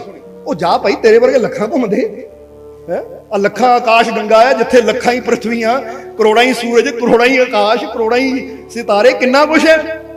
ਤੁਹਾਡੇ ਇੱਕ ਬੰਦਗੀ ਨਾ ਕਰਨ ਨਾਲ ਉਹਨੂੰ ਕੀ ਫਰਕ ਪੈ ਜਾਣਾ ਹੈ? ਪਰ ਫਰਕ ਤੁਹਾਨੂੰ ਪੈਂਦਾ ਜਦੋਂ ਇਦਾਂ ਦੀਆਂ ਸ਼ਰਤਾਂ, ਮੈਂ ਤੈਨੂੰ ਯਾਦ ਨਹੀਂ ਕਰਨਾ, ਉਹ ਨਾ ਕਰ ਭਾਈ ਜਰਾ ਬਹੁਤ, ਕਿਉਂਕਿ ਘਾਟਾ ਕਿਹਦਾ ਹੈ। ਹੁਣ ਉੱਥੇ ਬੰਦੇ ਨੂੰ ਚਾਹੀਦਾ ਹੈ ਕਿ ਇਹ ਪ੍ਰਮਾਤਮਾ ਮੈਨੂੰ ਇਹ ਚਾਹੀਦਾ ਹੈ ਤਾਂ ਮੈਂ ਉਹ ਕਰਮ ਕਰਨੇ ਹੈ ਜਿਹਦੇ ਨਾਲ ਤੂੰ ਖੁਸ਼ ਹੋਵੇਂ, ਕਿਉਂਕਿ ਮੈਨੂੰ ਪਤਾ ਹੈ ਜਦੋਂ ਤੂੰ ਖੁਸ਼ ਹੋ ਗਿਆ ਤਾਂ ਫਿਰ ਜਿੰਨੀ ਮੇਰੀ ਚਾਹਤ ਹੈ ਤੂੰ ਜ਼ਿਆਦਾ ਹੀ ਦੇਵੇਗਾ, ਕਿਉਂਕਿ ਤੂੰ ਦਾਤਾ ਹੈ। ਔਰ ਜੇ ਵੱਡ ਆਪ ਤੇ ਵੱਡ ਤੇਰੀ। ਹੁਣ ਜ਼ਰਾ ਸੋਚੋ, ਦਾਤਾਂ ਅਸੀਂ ਬੜੀਆਂ ਬੜੀਆਂ ਚਾਹੁੰਦੇ ਆ ਤਾਂ ਆਪਣੇ ਰੱਬ ਦੀ ਖੁਸ਼ੀ ਦਾ ਇੱਕ ਵੀ ਕੰਮ ਨਹੀਂ ਕਰਦੇ। ਸਮਝਦੇ ਹੋ ਕਿ ਨਹੀਂ? ਇੱਕ ਵੀ ਕੰਮ ਨਹੀਂ ਕਰਦੇ। ਔਰ ਜਦੋਂ ਦਿਲ ਖੁਸ਼ ਹੁੰਦਾ ਹੈ ਨਾ, ਫਿਰ ਅਸੀਂ ਕਹਾਂਗੇ ਤੁਹਾਡੀ ਆਪਣੀ ਔਲਾਦ ਕੋਈ ਇਦਾਂ ਦਾ ਕੰਮ ਕਰੇ ਨਾ ਜਿਹਨਾਂ ਤੁਹਾਨੂੰ ਖੁਸ਼ੀ ਮਿਲੇ, ਤੁਸੀਂ ਉਹਨੂੰ ਘੁੱਟ ਕੇ ਗੱਲ ਨਾਲ ਲਾ ਲੈਂਦੇ ਹੋ। ਆਇਆ ਮੇਰਾ ਬੇਟਾ ਲਾਲ, ਦਿਲ ਖੁਸ਼ ਕਰਤਾ, ਚਾਹੇ ਧੀ ਹੋਵੇ ਚਾਹੇ ਪੁੱਤ ਹੋਵੇ, ਲਾਂਦੇ ਹੋ ਕਿ ਨਹੀਂ ਘੁੱਟ ਕੇ ਸੀਨੇ ਨਾਲ? ਤਾਂ ਅਸੀਂ ਇਹਨਾਂ ਚੀਜ਼ਾਂ ਤੋਂ ਕਿਉਂ ਸਿੱਖਿਆ ਨਹੀਂ ਲੈਂਦੇ ਕਿ ਜੇ ਆਪਣੇ ਬੱਚੇ ਦੇ ਕੁਝ ਅੱਛਾ ਕਰਨ ਤੇ ਅਸੀਂ ਉਹਨੂੰ ਘੁੱਟ ਕੇ ਗੱਲ ਨਾਲ ਲਾ ਸਕਦੇ ਹਾਂ, ਤੇ ਜੇ ਆਪਣੇ ਮਾਲਿਕ ਦੀ ਖਾਤਰ ਕੁਝ ਅੱਛਾ ਕਰਾਂਗੇ ਤਾਂ ਮਾਲਿਕ ਕਿਉਂ ਨਹੀਂ ਸਾਨੂੰ ਆਪਣੇ ਗੱਲ ਨਾਲ ਲਾਏਗਾ? ਕੋਈ ਖੁਸ਼ੀ ਵਾਲਾ ਕੰਮ ਤਾਂ ਕਰੀਏ, ਕੋਈ ਅੱਛਾ ਕੰਮ ਤਾਂ ਕਰੀਏ ਜਿੰਨਾ ਲੱਗੇ ਕਿ ਰੱਬ ਸਾਡਾ ਖੁਸ਼ ਹੈ। ਅਸੀਂ ਨਿੰਦਿਆ ਛੱਡਣੀ ਨਹੀਂ, ਝੂਠ ਛੱਡਣਾ ਨਹੀਂ, ਨਫ਼ਰਤ ਕਰਨੀ ਛੱਡਣੀ ਨਹੀਂ, ਤੇਰੀ ਮੇਰੀ ਛੱਡਣੀ ਨਹੀਂ, ਤਾਂ ਰੱਬ ਕੋਲੋਂ ਦਾਤਾਂ ਮੰਗਣੀਆਂ ਕਿ ਰੱਬਾ ਦੇ ਦੇ ਦਾਤਾਂ, ਲਾਇਕ ਤਾਂ ਬਣਾਓ ਆਪਣੇ ਆਪ ਨੂੰ। ਇਸ ਲਈ ਜੋ ਕੁਦਰਤ ਨੇ ਸਾਨੂੰ ਦਿੱਤਾ ਹੈ ਨਾ, ਅਗਰ ਜੀਵਨ ਨੂੰ ਖੁਸ਼ੀਆਂ ਨਾਲ ਭਰਪੂਰ ਕਰਨਾ, ਤੇ ਗੱਲ ਫੇਰ ਕਵਾਂਗੇ ਕਿਦਾਂ ਮਾਰੀਓਜ਼ ਨੇ ਕਿਹਾ ਕਿ ਠੀਕ ਹੈ ਮੈਨੂੰ ਕੁਦਰਤ ਨੇ, ਗੋਡ ਨੇ, ਈਸ਼ਵਰ ਨੇ ਹੱਥ ਨਹੀਂ ਦਿੱਤੇ ਕਿਉਂਕਿ ਉੱਥੇ ਮੈਂ ਕੁਝ ਨਹੀਂ ਕਰ ਸਕਦਾ, ਕਿਉਂਕਿ ਜਿਹੜੀ ਚੀਜ਼ ਮੈਨੂੰ ਰੱਬ ਨੇ ਨਹੀਂ ਦਿੱਤੀ ਉੱਥੇ ਮੈਂ ਕੁਝ ਨਹੀਂ ਕਰ ਸਕਦਾ, ਪਰ ਜਿਹੜੀ ਚੀਜ਼ ਮੇਰੇ ਕੋਲ ਹੈ ਉਹਦੇ ਨਾਲ ਮੈਂ ਬਹੁਤ ਕੁਝ ਕਰ ਸਕਦਾ। ਜੋ ਹੈ ਮੇਰੇ ਕੋਲ ਉਹ ਮੇਰੇ ਤੇ ਹੈ ਕਿ ਮੈਂ ਇਹਦਾ ਉਪਯੋਗ ਕਿੱਦਾਂ ਕਰਨਾ ਹੈ। ਹੁਣ ਤੁਸੀਂ ਸੋਚੋ, ਕਦੀ ਥੋੜੀ ਦੇਰ ਵਾਸਤੇ ਆਪਣੇ ਦੋ ਹੱਥਾਂ ਨੂੰ ਬੰਨ ਲਿਓ ਪਿੱਛੇ ਔਰ ਸੋਚਿਓ ਮੈਂ ਬਿਨਾਂ ਹੱਥਾਂ ਤੋਂ ਅੱਧਾ ਘੰਟਾ ਕੋਈ ਕੰਮ ਕਰਨਾ ਹੈ, ਤਾਂ ਤੁਹਾਨੂੰ ਪਤਾ ਲੱਗ ਜਾਏਗਾ ਕਿ ਹੱਥਾਂ ਦੀ ਸਾਡੇ ਜੀਵਨ 'ਚ ਕਿੰਨੀ ਅਹਿਮੀਅਤ ਹੈ। ਕਦੀ 2-3 ਘੰਟੇ ਵਾਸਤੇ ਅੱਖਾਂ ਤੇ ਪੱਟੀ ਬੰਨ ਕੇ ਨਾ ਇਹ ਸੋਚਿਓ ਕਿ 2-3 ਘੰਟੇ ਪੱਟੀ ਬੰਨ ਕੇ ਅੱਖਾਂ ਤੋਂ ਬਿਨਾਂ ਕੰਮ ਕਰਨਾ, ਯਾਨੀ ਪੱਟੀ ਬੰਨ ਕੇ ਕੰਮ ਕਰਨਾ, ਤਾਂ ਦੇਖੋ ਆ 2 ਘੰਟੇ ਕੱਟਣੇ ਹੀ ਤੁਹਾਡੇ ਵਾਸਤੇ ਕਿੰਨੇ ਔਖੇ ਹੋ ਜਾਣਗੇ। ਕਦੀ ਦੋਨਾਂ ਲੱਤਾਂ ਨੂੰ ਬੰਨ ਲਓ ਕਿ 2 ਲੱਤਾਂ ਨੂੰ ਬੰਨ ਲਿਆ, ਹੁਣ ਮੈਂ ਪੈਰਾਂ ਤੋਂ ਬਿਨਾਂ ਆ ਪੂਰਾ ਦਿਨ ਕੱਟ ਕੇ ਦੇਖਣਾ ਹੈ, ਫੇਰ ਪਤਾ ਲੱਗੂਗਾ।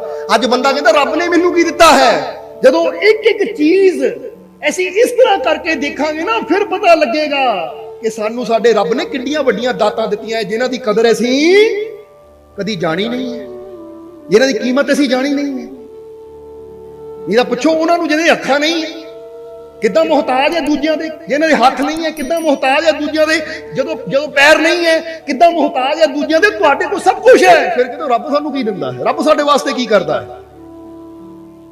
ਇਹੀ ਬੰਦਾ ਨਾ ਸ਼ੁਕਰਾ ਹੁੰਦਾ ਔਰ ਇਹੀ ਬੰਦਾ ਸਦਾ ਦੁਖੀ ਰਹਿਣ ਵਾਲਾ ਹੈ। ਇਸ ਲਈ ਜਿਹਦਾ ਪਹਿਲਾ ਪੁਆਇੰਟ ਦੱਸਿਆ ਕਿ ਜੋ ਕੁਝ ਸਾਡੇ ਕੋਲ ਹੈ, ਜਿਹੜਾ ਉਸ ਗੱਲ ਲਈ ਰੱਬ ਦਾ ਸ਼ੁਕਰ ਕਰਦਾ ਹੈ ਔਰ ਉਹਦਾ ਆਨੰਦ ਲੈਂਦਾ ਹੈ, ਉਹ ਸੁਖੀ ਹੈ, ਉਹ ਸਦਾ ਸੁਖੀ ਰਹਿੰਦਾ ਹੈ। ਤਾਂ ਜੋ ਸਾਡੇ ਕੋਲ ਨਹੀਂ ਹੈ, ਜਿਹੜਾ ਉਹਦੇ ਬਾਰੇ ਸੋਚਦਾ ਹੈ ਔਰ ਰੱਬ ਅੱਗੇ ਸ਼ਿਕਾਇਤਾਂ ਕਰਦਾ, ਉਹ ਸਦਾ ਦੁਖੀ ਰਹਿੰਦਾ, ਉਹ ਕਦੀ ਸੁਖੀ ਨਹੀਂ ਹੋ ਸਕਦਾ। ਜਿਹੜੇ ਤੁਹਾਡੇ ਦੁੱਖ ਔਰ ਸੁੱਖ ਦਾ ਇੱਥੋਂ ਹੀ ਪਤਾ ਲੱਗ ਜਾਂਦਾ ਹੈ। ਤਾਂ ਹੀ ਤਾਂ ਅਸੀਂ ਇੱਕ ਵਾਰ ਫਿਰ ਕਵਾਂਗੇ ਕਿ ਇਹ ਗੱਲ ਤੁਸੀਂ ਵੀ ਸੋਚੋ ਕਿ ਮੇਰੇ ਕੋਲ ਆ ਨਹੀਂ ਹੈ ਪਰ ਆ ਮੇਰੇ ਕੋਲ ਹੈ। ਹੁਣ ਆ ਨਹੀਂ ਹੈ, ਇੱਥੇ ਮੈਂ ਕੁਝ ਨਹੀਂ ਕਰ ਸਕਦਾ, ਪਰ ਆ ਮੇਰੇ ਕੋਲ ਹੈ, ਇੱਥੇ ਮੈਂ ਇਹਦੇ ਨਾਲ ਜੋ ਚਾਹਾਂ ਉਹ ਕਰ ਸਕਦਾ। ਹੁਣ ਮੈਂ ਇਹਦਾ ਵੈਸਟ ਕੀ ਕਰ ਸਕਦਾ, ਮੈਂ ਇਹਦੇ ਨਾਲ ਅੱਛਾ ਕੀ ਕਰ ਸਕਦਾ। ਜਿੱਦਾਂ ਉਹਨੇ ਆਲੂਆਂ ਦੇ ਚਿਪਸ ਦਾ ਸੋਚਿਆ ਕਿ ਮੈਂ ਇਹਦਾ ਅੱਛਾ ਕੀ ਕਰ ਸਕਦਾ, ਉਹ ਕਰਾਂ। ਇਨਾਮ ਉਹਨੂੰ ਮਿਲਿਆ, 골ਡ ਮੈਡਲ ਉਹਨੂੰ ਮਿਲਿਆ, ਵਿਜੇਤਾ ਵਿਨਰ ਉਹ ਹੋਇਆ, ਕਿਉਂਕਿ ਉਹਨੇ ਕੁਝ ਅੱਛਾ ਕੀਤਾ। ਇੱਕ ਨੇ ਸੋਚਣ ਵਿੱਚ ਟਾਈਮ ਗਵਾ ਦਿੱਤਾ, ਦੂਜੇ ਨੇ ਸ਼ਿਕਾਇਤ ਕਰਨ ਵਿੱਚ ਟਾਈਮ ਗਵਾਤਾ, ਆ ਨਹੀਂ ਦਿੱਤਾ, ਉਹ ਨਹੀਂ ਦਿੱਤਾ, ਕੀ ਆਲੂ ਜੇ ਦੇ ਦਿੱਤੇ। ਹੁਣ ਏਦਾਂ ਹੀ ਇੱਥੇ ਵੀ ਬਹੁਤ ਜੀ ਬੈਠੇ ਹੋਣਗੇ ਜਿਹੜੇ ਸ਼ਿਕਾਇਤਾਂ ਹੀ ਕਰਦੇ ਹੋਣਗੇ, ਲੈ ਰੱਬ ਨੇ ਉਹਨੂੰ ਗੱਡੀ ਦੇ ਦਿੱਤੀ, ਮੇਰੇ ਕੋਲ ਸਾਈਕਲ ਹੈ। ਭਾਈ ਦੇਖੋ ਸਾਈਕਲ ਹੈ ਨਾ, ਤੂੰ ਇਹ ਸੋਚ ਸਾਈਕਲ ਦਾ ਮੈਂ ਕਿੱਦਾਂ ਆਨੰਦ ਲੈ ਸਕਦਾ ਹੈ। ਇਹ ਤਾਂ ਬਹੁਤ ਏਦਾਂ ਦੇ ਲੋਕ ਆ ਜਿਹਨਾਂ ਕੋਲ ਸਾਈਕਲ ਵੀ, ਕਿਉਂਕਿ ਸਾਈਕਲ ਨਾਲ ਵੀ ਬਹੁਤ ਕੁਝ ਹੁੰਦਾ ਹੈ। ਸੋਚ ਕੇ ਦੇਖੋ, ਅੱਜ ਬੜੇ ਬੜੇ ਅਮੀਰ ਆਦਮੀ ਸਾਈਕਲ ਲੈਂਦੇ ਐ ਔਰ ਸਾਈਕਲ ਚਲਾਉਂਦੇ ਆ 2-2 ਘੰਟੇ ਤਾਂ ਕਿ ਸਿਹਤ ਉਹਨਾਂ ਦੀ ਫਿੱਟ ਰਵੇ। ਉਹ ਸ਼ੁਕਰ ਹੈ ਪ੍ਰਮਾਤਮਾ ਦਾ, ਉਹਨਾਂ ਨੂੰ ਸਾਈਕਲ ਖਰੀਦਣਾ ਪੈਂਦਾ ਸਪੈਸ਼ਲ, ਤਾਂ ਮੇਰੇ ਕੋਲ ਰੱਬ ਨੇ ਆਲਰੇਡੀ ਪਹਿਲਾਂ ਹੀ ਦਿੱਤਾ, ਸਪੈਸ਼ਲ ਖਰੀਦਣ ਦੀ ਲੋੜ ਨਹੀਂ। ਨਾਲੇ ਮੇਰਾ ਕੰਮ ਵੀ ਹੁੰਦਾ, ਨਾਲੇ ਮੇਰੀ ਸਿਹਤ ਵੀ ਫਿੱਟ ਰਹਿੰਦੀ ਹੈ ਕਿ ਨਹੀਂ ਫਾਇਦਾ। ਔਰ ਅਸੀਂ ਕਹਾਂਗੇ ਜੇ ਸਾਈਕਲ ਵੀ ਨਹੀਂ ਹੈ ਤਾਂ ਫਿਰ ਸੋਚੋ, ਅੱਜ ਸਾਇੰਸ ਕਹਿੰਦੀ ਹੈ, ਵਿਗਿਆਨ ਕਹਿੰਦਾ ਹੈ ਕਿ ਅਗਰ 1 ਘੰਟਾ ਤੁਸੀਂ ਰਨਿੰਗ ਕਰਦੇ ਹੋ ਜਾਂ ਵਾਕਿੰਗ ਕਰਦੇ ਹੋ ਤਾਂ ਤੁਹਾਡੀ ਸਿਹਤ ਫਿੱਟ ਰਹਿੰਦੀ ਹੈ। ਰਨਿੰਗ ਦਾ ਮਤਲਬ ਨਹੀਂ ਤੇਜ਼ ਦੌੜਨਾ, ਜੋਗਿੰਗ ਕਰਨੀ ਹੌਲੀ ਹੌਲੀ, ਅੱਧਾ ਘੰਟਾ ਜੋਗਿੰਗ ਜਾਂ 1 ਘੰਟੇ ਦੀ ਵਾਕ ਅਗਰ ਤੁਸੀਂ ਰੋਜ਼ ਕਰਦੇ ਹੋ, ਤੁਹਾਡਾ ਬੀਪੀ, ਤੁਹਾਡੀ ਸ਼ੂਗਰ ਕੰਟਰੋਲ 'ਚ ਆਣੀ ਸ਼ੁਰੂ ਹੋ ਜਾਂਦੀ ਹੈ। ਹੁਣ ਸੋਚੋ ਮੇਰੇ ਕੋਲ ਸਾਈਕਲ ਨਹੀਂ ਹੈ, ਸ਼ੁਕਰ ਹੈ ਰੱਬਾ, ਕਿਉਂਕਿ ਤੂੰ ਚਾਹੁੰਦਾ ਹੈ ਕਿ ਮੈਂ ਸਦਾ ਫਿੱਟ ਰਹਾਂ, ਤਾਂ ਹੀ ਤਾਂ ਮੈਂ ਪੈਦਲ ਤੁਰਿਆ। ਕਮਾਲ ਦੀ ਗੱਲ ਹੈ, ਮੇਰੇ ਰੱਬ ਨੇ ਇਹ ਇੱਕ ਇਨਾਮ ਦਿੱਤਾ ਮੈਨੂੰ, ਸਮਝ ਲਿਓ ਕਿ ਨਹੀਂ। ਹੁਣ ਇਹ ਤੂੰ ਸਮਝਣਾ ਕੀ ਹੈ ਕਿ ਜੋ ਚੀਜ਼ ਸਾਡੇ ਕੋਲ ਹੈ ਅਸੀਂ ਉਹਦਾ ਆਨੰਦ ਲੈਣਾ ਹੈ। ਉਹ ਸਮਝਦੇ ਹੋ ਕਿ ਨਹੀਂ। ਜਿੱਦਾਂ ਕਹਿੰਦੇ ਨਾ ਨੱਥੂ ਲਾਲ ਆਪਣੇ ਦੋਸਤ ਨਾਲ ਜਾ ਰਿਹਾ ਸੀ, ਤਾਂ ਦੋਸਤ ਨੇ ਫਟਾਫਟ ਆਪਣੀ ਗੱਡੀ ਦੇ ਕੋਲ ਗਿਆ, ਗੱਡੀ 'ਚ ਬੈਠਾ, ਕਹਿੰਦਾ ਨੱਥੂ ਲਾਲ ਕੱਲ ਨੂੰ ਪਹੁੰਚ ਜਾਵੀਂ। ਤੂੰ ਕਿੱਦਾਂ ਪਹੁੰਚੂਗਾ ਯਾਰ, ਤੇਰੇ ਕੋਲ ਤਾਂ ਗੱਡੀ ਹੈ ਨਹੀਂ। ਕਹਿੰਦਾ ਕੋਈ ਨਹੀਂ, ਮੈਂ 11 ਨੰਬਰ ਦੀ ਬੱਸ 'ਚ ਆਏਗਾ।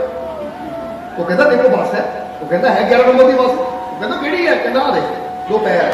ਉਹ 11 ਨੰਬਰ ਦੀ ਬੱਸ ਆਪਣੀ ਹੈ, ਜਿੱਥੇ ਮਰਜ਼ੀ ਲੈ ਜਾਓ, ਨਾ ਤੇਲ ਪਵਾਉਣ ਦੀ ਝੰਜਟ ਨਾ ਕੋਈ ਹੋਰ ਝੰਜਟ। ਹੁਣ ਤੁਸੀਂ ਵੀ ਇਹ ਨਾ ਮੇਰੇ ਪੈਰ ਦੇਖੋ, ਮੇਰੇ ਕੋਲ ਵੀ ਬੱਸ ਹੈ, ਤੇ ਕੋਈ ਕਾਰ ਹੈ, ਮੇਰੇ ਕੋਲ ਬੱਸ ਹੈ ਭਾਈ, ਉਹ ਸਮਝ ਨਹੀਂ ਆਉਂਦੀ ਨਹੀਂ ਕਿਹੜੀ ਬੱਸ ਹੈ? 11 ਨੰਬਰ ਦੀ। ਠੀਕ ਹੈ, ਪੈਰ ਹੈ ਮੇਰੇ।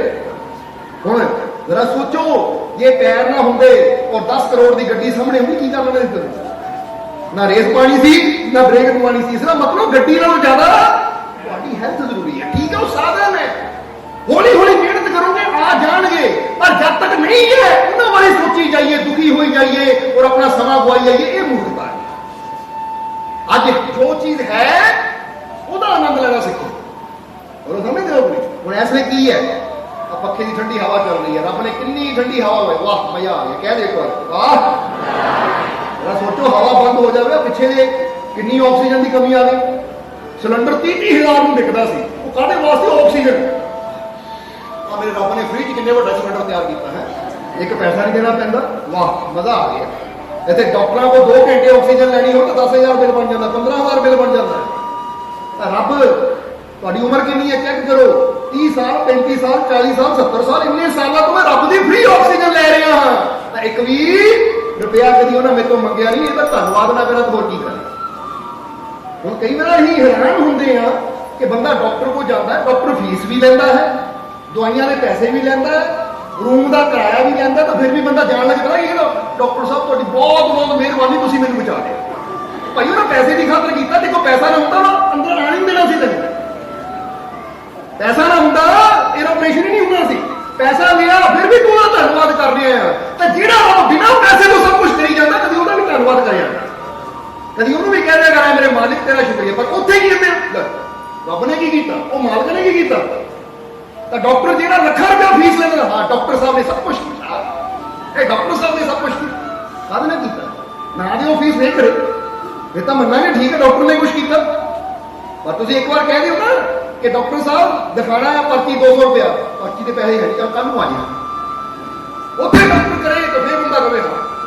हुण कुदरत तो परमात्मा प्रभु बिना अपना कोई जिदा कहते ना जिताया, जिताने का मतलब है मैं जीता, कभी जिताया ही नहीं उसने, बिना कुछ खर्च किया सब कुछ वो कुदरत दे रही है। सोने की रोशनी दे रही है, ठंडिया हवावां दे रही है, धरती चो पानी अन्न जल कितना कुछ तुहानूं मिल रहा है, कुदरत कितना कुछ दे रही है। हुण जो सानूं मेरा मालिक साडा रब दे रहा है, शुक्र नहीं असीं करदे, तो जो है नहीं ਉਹਦੇ ਬਾਰੇ ਸ਼ਿਕਾਇਤਾਂ ਕਰਨ ਲੱਗੇ। जरा सोचो, यही दुख का कारण है। हम नहीं दिओगे ਹੁਣ ਇਸ ਲਈ ਕਿਹੜੀ ਕਿਹੜੀ ਚੀਜ਼ ਦਾ ਸ਼ੁਕਰ ਕਰ ਸਕਦੇ ਆ। ਹੁਣ जरा सोचो, बारिश ना पैंदी तो गर्मी कितनी होनी सी, सोचो जरा। ਹੁਣ बारिश पैनी शुरू हुई है तो गर्मी जानी है और हौली हौली ठंडा मौसम आना है। कितनी खुशी की गल, कितनी चंगी गल, शुक्र है रब का। और यही तुसी किसी कंपनी वाले को कहो ना मेरे घर से गर्मी बड़ी है, तो कहते AC लगना है पर 40,000 रुपया लगना है, उन्हें ठंडी हवा देने वास्ते 40,000 ले जाना। तो कुदरत देखो एक बरसात पाती है, ठंडक कर दी है, तो शुक्रिया शुक्रिया मेरे मालिक 40,000 बचा लिया सब। और किन्ने 40,000 बचे, करोड़ा रुपया बचा के बैठे हो तुसी, नहीं फिर शुक्र करिए अपने मालिक, धन्यवाद करिए अपने मालिक का। इसलिए ये ना देखो कि तुहाडे कोल की नहीं है, ये देखो कि जो मेरे कोल है ये मैं बेस्ट की कर सकता, ये मैं खुशी कितना लै सकता, ये मैं आनंद कितना लै सकता। समझ दो कोई चाहे पैर नंगे है ना, तो मैं नंगे पैरों का आनंद की लै सकता, क्योंकि डॉक्टर वो कहते हैं कि नंगे पैरी करना चाहिए पृथ्वी पर। देखो पढ़ के नंगे पैरी घाह से चलना, धरती की मिट्टी से चलना किन्ने हैल्थ नूं फायदे होंगे, क्योंकि धरती के संपर्क च आना बंदे नूं कई एनर्जी कई ताकत मिलती बंदे। जरा समझना कि हर चीज वास्ते असीं अपने मालिक का शुक्रिया करिए। इसलिए एक बार फिर याद दिलावांगे कि तुसीं भी ये याद रखना है कि I was born without arm, but जरा गौर करना, I still manage to fulfil my dreams. पर फिर भी मैं बेशक बिना बाहां तो पैदा होया हाँ, पर फिर भी मैं अपने सपनों को पूरा करने की हिम्मत रखता, हौसला रखता, फिर भी मैं अपने सपने पूरे कर रहा। तुसीं ये सोचो कि जरकी वर्गे बिना हत्थों को अपनी मंजिल में पा सकते हैं एक हौसले नाल, अपने मालिक के विश्वास नाल, तो सानू क्यों नहीं मिलेगी? सानू तो फिर भी साडे मालिक ने सब कुछ दिता है। और सब तो बड़ी गल है कि साडा मालिक साडे नाल, ਸਾਨੂੰ ਹਿੰਮਤ ਦੇਣ ਵਾਲਾ। इसलिए कहते जब मेरा मालिक मेरे साथ है तो डरने की फिर काहदा डर। इसलिए तो सारे डर छड़ दो। और हम समा काफी हो गया है क्योंकि फिर कई स्कूलों को जाने वाले ऑफिसों को जाने वाले है। इसलिए मैं आखिर में बचाने कहूँगा खुशी के राज दसे तुहानू एक बार याद दिला दी। पहला बुरी संगत तो बचाओ, अच्छिया की संगत करो। जो खुश रहने वाले ना पॉजिटिविटी नाल भरे है, जेडे विश्वास की गल करने वाले, हिम्मत हौसले की गल करने वाले, उन्होंने संग करना शुरू करो। फिर तुहाडे अंदर भी हिम्मत हौसला साहस बढ़ेगा। तो जे हर वेले उन्होंने संगत में बैठे रहोगे जे हाय हाय मर गया करी जाते हैं, मेरे को आ है नहीं, मेरे को वो है नहीं, मेरा इदा मेरा उदा, अगर इदा के बंदे को बैठोगे तो उन्होंने गल्लां सुन सुन के तुहानू भी नजर आना शुरू होगा, वो मेरे को भी आ है नहीं, मेरे को भी वो नहीं। समझ रहे हो? तो जो शुक्र करने वाले हैं, मेरे को आ भी है, मेरे को वो भी है। जिदा हम दसिया हवावां चल रही है, सूरज रोशनी दे रहा है, कुदरत ने सानू हाथ पैर सब कुछ दिता है। तो हम जो इदा ही गल करने वाले को बैठांगे सानू भी आएगा हाँ रब ने मैनू भी दिता है, इसलिए मैं भी शुक्र करा। जे ये कर सकते तो मैं भी करा। हुण किधर की गल दसी तुहानू मारियोस दी कि वो कह सकता बिना पैरों बिना हत्थों तो अपने पैरों नाल ही मैं उस मंजिल तक पहुंच गया जो मेरी चाहत थी। तो बंदे के अंदर आता है सुन के जी वो कर सकता तो मैं भी कर सकता है। आंदा कि नहीं? फिर यानी इतना की सोबत में बैठो जितों सानू हिम्मत मिले, हौसला मिले, करने की शक्ति मिले कि मैं करना है, क्योंकि मैनू मेरे मालिक ने कामयाब होने वास्ते, सफल होने वास्ते पैदा किया है, आनंद लैने वास्ते पैदा किया। इसलिए मैं अपने जीवन का पूरा आनंद लेना, मैं अपने जीवन की कभी हार नहीं मननी। बोलो समझते हो? इतने जाते जाते एक गल याद आ गई कि इंग्लैंड के ना प्रधानमंत्री से विंस्टन चर्चिल, जेडे कि 2 बार प्रधानमंत्री रहे।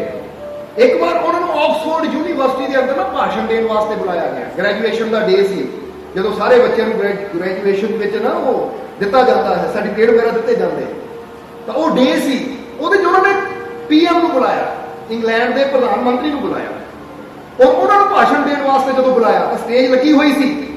तो उत्थे जिन्हें उस कॉलेज का मेन मुखी सी, ऑक्सफोर्ड यूनिवर्सिटी की गल है, उत्थे ऑक्सफोर्ड अंदर बुलाया गया सिर्फ भाषण देने वास्ते।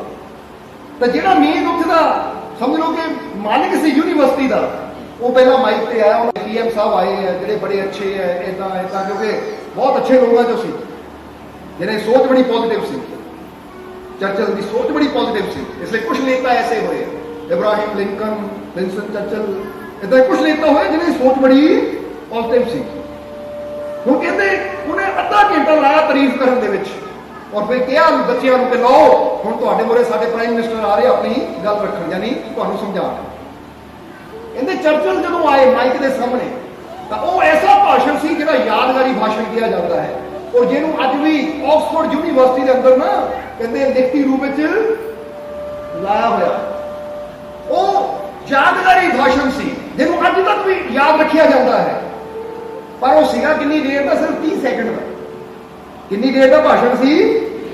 सिर्फ 30 सेकंड का। 30 सेकंड के भाषण को इतना उन्होंने बना दिता कि अज भी याद किया जाता है। हम 30 सेकंड का भाषण यानी 1 2 3 4 30 सेकंड निकल जाते। की किया चर्चिल ने? जितने ही माइक मोरे आए उन्होंने स्टूडेंट को देखा तो फिर एक ही गल उन्होंने कही कि never give up in life, never never never. फिर दूसरी बार बच्चे को देखा, पूरे जोश में किया कि मेरे नाम बोलो, never give up in life, never never never. बस यही गल्लां कही 30 सेकंड अंदर और चले गए। पर कहते ताड़ियां बजदी रही। इसका मतलब की है? Never give up in life, never never never मतलब है कि जिंदगी च कदी हार ना मनो, कदी नहीं कदी नहीं कदी नहीं। और तुसी भी कह रहे हो जिंदगी च कदी हार ना मनो। हुण इहनूं हिंदी च कहंदे फिर मजा आता, पंजाबी कदी नहीं कभी नहीं। जिंदगी में कभी हार मत मानो, कभी नहीं कभी नहीं कभी नहीं। कह दो आज तो मैं भी एक फैसला लेना है, अपने आप में एक वादा करना है। करो वादा अपने आप नाल कि आज तो मैं जिंदगी कभी हार नहीं मननी, हार हार। चाहे कोई बीमारी होवे, चाहे कोई परेशानी होवे, चाहे कोई हालात होवे माड़ा, पर मैं हार नहीं मननी। अपनी हिम्मत को, अपने हौसले को, अपने विश्वास को इतना बढ़ाना है कि जब तक मेरे श्वास चलते रहेंगे मैं एक हारे ਵਿਜੇਤਾ ਵਾਲੀ ਮਤਲਬ ਕਿ ਵਿਜੇਤਾ ਦਾ ਮਤਲਬ ਇਹ ਨਹੀਂ ਹੁੰਦਾ ਜਿਹੜਾ ਲੜ ਕੇ ਜਿੱਤ ਗਿਆ। ਵਿਜੇਤਾ ਦਾ ਮਤਲਬ ਇਹ ਹੁੰਦਾ ਜਿਹੜਾ ਲੜਦਾ ਜਾਂਦਾ ਹੈ, ਲੜਦਾ ਜਾਂਦਾ ਹੈ, ਲੜਦੇ ਲੜਦੇ ਮਰ ਵਿਛੜ ਜਾਂਦਾ ਹੈ, ਪਰ ਕਦੀ ਹਾਰ ਨਹੀਂ ਮੰਨਦਾ। ਹੁਣ ਝਾਂਸੀ ਦੀ ਰਾਣੀ ਨੂੰ ਤੁਸੀਂ ਕੀ ਕਹੋਗੇ? ਵਿਜੇਤਾ ਕਹੋਗੇ ਜਾਂ ਹਾਰੀ ਹੋਈ ਕਹੋਗੇ? ਬੇਸ਼ੱਕ ਲੜਦੇ ਲੜਦੇ ਮਰ ਗਈ, ਪਰ ਵਿਜੇਤਾ ਦਾ ਮਤਲਬ ਹੈ ਆਖਰੀ ਸਵਾਸ ਤੱਕ ਤਲਵਾਰ ਉਹਦੇ ਹੱਥ 'ਚ ਸੀ। ਉਹਨੇ ਹੱਥ ਨਹੀਂ ਜੋੜੇ ਕਿ ਮਾਫ ਕਰ ਦਿਓ, ਛੱਡ ਦਿਓ ਮੈਨੂੰ, ਜਾਣ ਦਿਓ ਮੈਨੂੰ, ਬਖਸ਼ ਦਿਓ ਮੇਰੀ ਜਾਨ। ਨਹੀਂ, ਜਾਨ ਦੇ ਦਿੱਤੀ ਪਰ ਦੁਸ਼ਮਣਾਂ ਨਾਲ ਲੜਦੀ ਰਹੀ। ਅਸੀਂ ਕਹਾਂਗੇ ਅਸਲੀ ਵਿਜੇਤਾ ਇਹ ਹੈ। ਸਮਝਦੇ ਹੋ ਕਿ ਨਹੀਂ?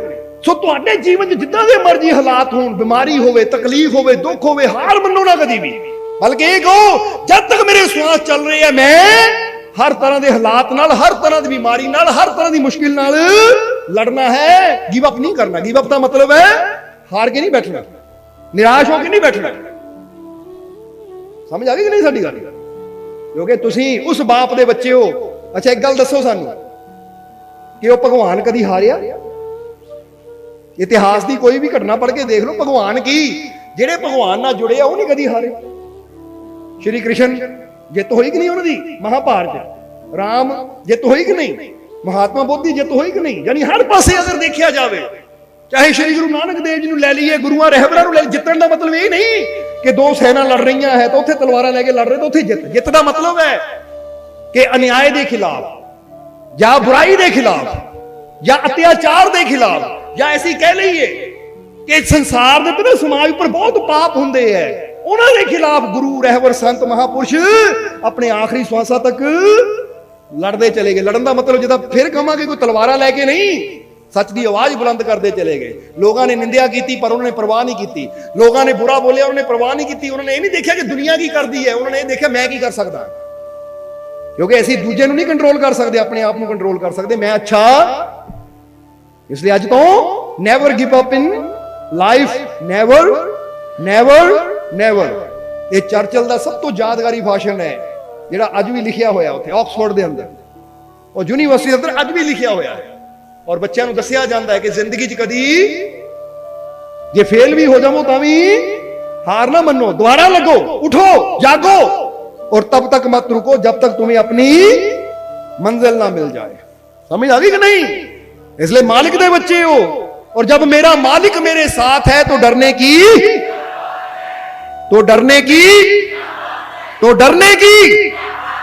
तो आज तो सारे डर छड्डो और जीवन का आनंद लो, क्योंकि मालिक साडे। सो आओ हुण समा काफी हो गया, हुण इन्हां वचनां नाल ही इस सत्संग की समाप्ति करिए। पर उसके नाल फिर कहना चाहांगे कि पहली दो का महान पवित्र प्रगट दिवस जो बड़े मालकां और बीबी हजूर का दरबार से मनाया जा रहा है, प्रभात फेरियां की आरंभता तो कल तो हो ही चुकी है। हुण तुसीं कोशिश करना कि नैनवाल वैद या लागे लागे जिन्ने पिंड है, नरियाला हो गया, सीकरी हो गए, कित्थों कित्थों जीव आए, बड़ा लागे है तुहाडे दरबार कि असीं पहली नूं भी शोभा यात्रा दोपहर की है उहदे च भी शामिल होइए।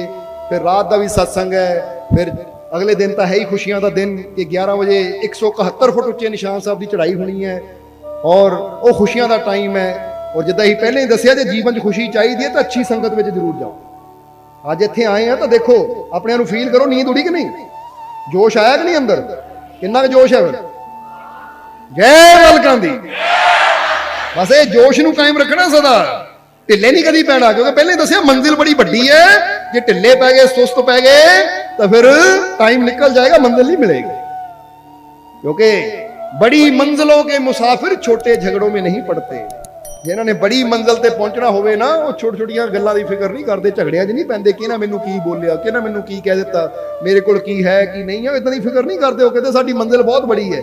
और जो मंजिल की तरफ जाना है ना, तो रास्ते तुहानू कई बिल्ले मिलने हैं, कई की मिलता हुंदा है। इसलिए कहते ना बंदा हाथी तुरिया, कुत्ते बिल्ले भौंकदे आ, म्याऊ म्याऊ करदे करी जांदे। हाथी तो अपनी चाल च लगा रहिंदा, जो कल्ले कल्ले कुत्ते नाल लड़न लग पे हो तो फिर तो हाथी कदे अगे वधे ही ना। हाथी बन जाओ, मस्त हो के अपने मालिक दे इश्क विच, ओहदी खुमारी विच बढ़दे चले जाइए। परवाह ना करिए दुनिया की कहंदी है, सानू पता असीं अपने मालिक दे दसे रास्ते ते जा रहे हैं। बस असीं अपनी मंजिल देखनी है, फिक्र नहीं करनी दुनिया की बोलदी है, निंदिया करदी है, चुगली करदी है, गालां कढदी है, की परवाह। क्योंकि गुरुआं रहबरां नूं भी कामयाब इंसानां नूं बहुत कुछ करना पिया, सहना पिया, पर उन्होंने दुनिया की परवाह नहीं की, बल्कि उन्होंने मेहनत करके उस मंजिल ते पहुंच के दिखाया। तो ਜਿਹੜੇ ਗੱਲਾਂ ਕਰਨ ਵਾਲੇ ਸੀ ਜਦੋਂ ਮੰਜ਼ਿਲ ਮਿਲੀ ਨਾ ਫਿਰ ਉਹੀ ਸਲਾਮਾਂ ਕਰਦੇ ਸੀ। ਇਸ ਲਈ ਤੁਸੀਂ ਵੀ ਹਾਰ ਨਹੀਂ ਮੰਨਣੀ, ਬਸ ਖੁਸ਼ ਰਹਿਣਾ ਹੈ। ਔਰ ਜੋ ਮੇਰੇ ਕੋਲ ਹੈ ਮੈਂ ਇਹਦੇ ਨਾਲ ਕੀ ਇਨਵੈਸਟ ਕਰ ਸਕਦਾ ਹਾਂ ਇਹ ਮੈਂ ਕਰਨ ਦੀ ਕੋਸ਼ਿਸ਼ ਕਰਨੀ ਹੈ। ਦੇਖ ਪਰਾਈ ਚੋਪੜੀ ਨਾ ਤਰਸਾਈਏ, ਦੂਜੇ ਦੀ ਚੋਪੜੀ ਦੇਖ ਕੇ ਨਹੀਂ ਤਰਸਣਾ। ਮੇਰੇ ਕੋਲ ਜੋ ਰੁੱਖੀ ਮਿੱਸੀ ਹੈ ਨਾ ਇਹਦਾ ਵਧੀਆ ਕਿੱਦਾਂ ਸਵਾਦ ਲੈ ਸਕਦਾ ਹੈ, ਉਹ ਰੁੱਖੀ ਨੂੰ ਮੈਂ ਕਿੱਦਾਂ ਵਧੀਆ ਬਣਾ ਸਕਦਾ ਹਾਂ, ਰੁੱਖੀ ਦਾ ਟੇਸਟ ਮੈਂ ਕਿੱਦਾਂ ਅੱਛਾ ਲੈ ਸਕਦਾ, ਇਹ ਦੇਖਾਂ ਕਿ ਮੇਰੇ ਕੋਲ ਰੁੱਖੀ ਹੈ ਨਾ ਤੇ ਇਹਨੂੰ ਮੈਂ ਇਦਾਂ ਦੇ ਢੰਗ ਨਾਲ ਖਾਵਾਂ ਕਿ ਜਿਹਨਾਂ ਕੋਲ ਚੋਪੜੀ ਉਹ ਵੀ ਹੈਰਾਨ ਰਹਿ ਜਾਣ ਕਿ ਭਾਈ ਰੁੱਖੀ ਨੂੰ ਇੰਨੇ ਸਵਾਦ ਨਾਲ ਖਾ ਰਿਹਾ ਹੈ। ਸਮਝਦੇ ਹੋ ਕਿ ਨਹੀਂ? ਕਿਉਂਕਿ ਕਈਆਂ ਕੋਲ ਮਟਰ ਪਨੀਰ ਯਾਨੀ ਸਭ ਕੁਝ ਵਧੀਆ ਤੋਂ ਵਧੀਆ ਹੁੰਦਾ ਹੈ, 36 ਪ੍ਰਕਾਰ ਦੇ ਪਕਵਾਨ, ਪਰ ਉਹ ਖਾਂਦੇ ਉਹ ਭਰ ਗਿਆ ਪੇਟ ਲੈ। ਕੀ ਮਜ਼ਾ ਹੈ ਇੱਕ ਰੁੱਖੀ ਰੋਟੀ ਬੰਦਾ, ਮਜ਼ਾ ਆ ਗਿਆ। ਨਿੰਬੂ ਦੇ ਅਚਾਰ ਨਾਲ ਮਜ਼ਾ ਆ ਗਿਆ, ਅੰਬ ਦੇ ਅਚਾਰ ਨਾਲ ਹੀ ਮਜ਼ਾ ਆ ਗਿਆ, ਰੁੱਖੀ ਰੋਟੀ ਵਾਹ ਸਵਾਦ ਆ ਗਿਆ। ਤਾਂ ਦੇਖੋ ਦੇਖ ਕੇ ਯਾਰ ਕਮਾਲ ਦੀ ਗੱਲ ਹੈ, ਮੇਰੇ ਕੋਲ 36 ਪ੍ਰਕਾਰ ਦੇ ਪਕਵਾਨ ਹੈ, ਮੈਨੂੰ ਆਹ ਸਵਾਦ ਨਹੀਂ ਹੈ, ਇਹ ਅਚਾਰ ਰੱਖ ਕੇ ਖਾਈ ਜਾਂਦਾ ਸਵਾਦ ਲਈ ਜਾਂਦਾ ਹੈ। ਕਿਉਂਕਿ ਸਵਾਦ ਰੋਟੀ 'ਚ ਨਹੀਂ ਹੁੰਦਾ, ਸਵਾਦ ਸਾਡੇ ਅੰਦਰ ਲੈਣ ਵਾਲੀ ਭਾਵਨਾ 'ਚ ਹੁੰਦਾ ਕਿ ਮੈਂ ਸਵਾਦ ਲੈਣਾ। ਲਾਓ ਸਵਾਦ, ਸਮਝਦੇ ਹੋ ਕਿ ਨਹੀਂ? ਔਰ ਜੇ ਸਵਾਦ ਲੈਣਾ ਹੋਵੇ ਹੱਥ ਤੇ ਰੋਟੀ ਵੀ ਨਾ ਹੋਵੇ ਨਾ ਉਦਾਂ ਹੀ ਬੰਦਾ ਕਰਕੇ ਦੇਖੋ ਤਾਂ ਦੇਖੋ ਕਿੰਨਾ ਸਵਾਦ ਆਉਂਦਾ ਹੈ। ਨਹੀਂ ਕਰਕੇ ਦੇਖੋ, ਅਜਮਾ ਕੇ ਦੇਖੋ। ਇਹ ਕਹਿੰਦੇ ਅਜਮਾ ਕੇ ਦੇਖਣ ਆਉਂਦਾ। ਦੇਖੋ ਇੱਕ ਤਾਂ ਤੁਸੀਂ ਮਤਲਬ ਮਜ਼ਾਕ ਸਮਝਦੇ ਹੋ ਤੁਸੀਂ, ਕਹਿੰਦੇ ਫਕੀਰਾਂ ਦੀਆਂ ਗੱਲਾਂ ਨੂੰ ਕਦੀ ਮਜ਼ਾਕ ਨਾ ਸਮਝੋ, ਉਹ 'ਚ ਰਾਜ ਹੁੰਦੇ ਆ। ਤਾਂ ਲੈ ਕੇ ਦੇਖੋ ਏਦਾਂ ਆਪਣੇ ਹੱਥ ਨਾਲ ਲਾਓ, ਆਹ ਦੇਖੋ ਇਹ ਸਭ ਤੋਂ ਸਵਾਦਿਸ਼ਟ ਚੀਜ਼ ਹੈ। ਮਜ਼ਾ ਆ ਗਿਆ, ਆਇਆ ਕਿ ਨਹੀਂ ਸਵਾਦ? ਅੱਛਾ ਕਿਹਨੂੰ ਕਿਹਨੂੰ ਆਇਆ ਸਵਾਦ? ਉਦਾਂ ਹੀ ਨਾ ਕਹੀ ਜਾਇਓ, ਫੀਲ ਕਰਨਾ ਹੈ, ਫੀਲ ਕਰਨਾ। ਸਵਾਦ ਕਿੱਥੇ ਹੈ? ਸਵਾਦ ਹੱਥ ਤੇ ਰੱਖੀ ਹੋਈ ਰੋਟੀ ਦਾਲ ਸਬਜ਼ੀ 'ਚ ਨਹੀਂ ਹੈ। ਸਵਾਦ ਤਾਂ ਤੁਹਾਡੇ, ਹੁਣ ਜ਼ਰਾ ਸੋਚੋ, ਜੇ ਮੁਰਦੇ ਦੇ ਹੱਥ ਤੇ ਤੁਸੀਂ ਚੋਪੜੀ ਰੋਟੀ ਦੇਸੀ ਘੇ ਨਾਲ ਰੱਖ ਦੇਵੋ ਔਰ ਕਹੋ ਆ ਦੇਸੀ ਘੇ ਦੇ ਵਿੱਚ ਬਣਿਆ ਹੋਇਆ ਸਾਗ ਹੈ, ਵਿੱਚ ਮੱਖਣ ਪਾਇਆ ਹੈ, ਭਾਈ ਸਵਾਦ ਲੈ ਲਾ, ਮੁਰਦਾ ਸਵਾਦ ਲੈ ਲੇਗਾ? ਮਰਿਆ ਹੋਇਆ ਆਦਮੀ ਸਵਾਦ ਲੈ ਲੇਗਾ? ਇਹਦਾ ਮਤਲਬ ਸਵਾਦ ਰੋਟੀ 'ਚ ਨਹੀਂ ਹੈ। ਜੇ ਰੋਟੀ ਦਾਲ ਸਬਜ਼ੀਆਂ 'ਚ ਸਵਾਦ ਹੋਵੇ ਤਾਂ ਫਿਰ ਤਾਂ ਮੁਰਦਾ ਵੀ ਉੱਠ ਕੇ ਬਹਿ ਜਾ ਵੀ ਹਾਂ ਬੜੀ ਸਵਾਦ ਹੈ, ਖਾ ਕੇ ਮਰਦਾ ਹੈ। ਜੀਂਦਾ ਆਦਮੀ ਸਵਾਦ ਲੈਂਦਾ, ਕਿਉਂ? ਕਿਉਂਕਿ ਸਵਾਦ ਤੁਹਾਡੇ ਅੰਦਰ ਉਹ ਪਰਮਾਤਮਾ ਜੋ ਅੰਦਰ ਬੈਠਾ ਚਲਾ ਰਿਹਾ ਨਾ, ਉਹ ਹੈ ਅਸਲੀ ਸਵਾਦ। ਇਸ ਲਈ ਉਹਨੂੰ ਰਸ ਕਿਹਾ ਗਿਆ ਹੈ। ਇਸ ਲਈ ਸਵਾਦ ਤੇ ਅਸੀਂ ਉੱਦਾਂ ਹੀ ਬਹੁਤ ਲੈ ਸਕਦੇ ਹਾਂ, ਹੱਥ ਸਾਡੇ ਖਾਲੀ ਵੀ ਹੈ ਨਾ ਤਾਂ ਵੀ ਸਵਾਦ ਲੈ ਸਕਦੇ ਆ। ਮੇਰੇ ਮਾਲਕ ਦੀ ਰਹਿਮਤ ਨਾਲ ਭਰਪੂਰ ਆ ਮੈਂ, ਕਿਉਂਕਿ ਰਹਿਮਤ ਨਜ਼ਰ ਇਹਲੇ ਦੇਖ ਕੇ ਹੱਥਾਂ ਨੂੰ ਕਹੋ ਜ਼ਰਾ ਇਹ ਹੱਥ ਖਾਲੀ ਹੈ। ਜੇ ਖਾਲੀ ਸਮਝ ਲੈ ਫਿਰ ਖਾਲੀ ਹੈ। ਦੇਖੋ ਆਪਣੇ ਹੱਥਾਂ ਨੂੰ। ਅਸੀਂ ਜਦੋਂ ਸਵੇਰੇ ਉੱਠਦੇ ਪਹਿਲਾਂ ਆਪਣੇ ਹੱਥ ਦੇਖਦੇ ਹਾਂ, ਪਤਾ ਕੀ ਦੇਖਦੇ ਹਾਂ ਫਿਰ?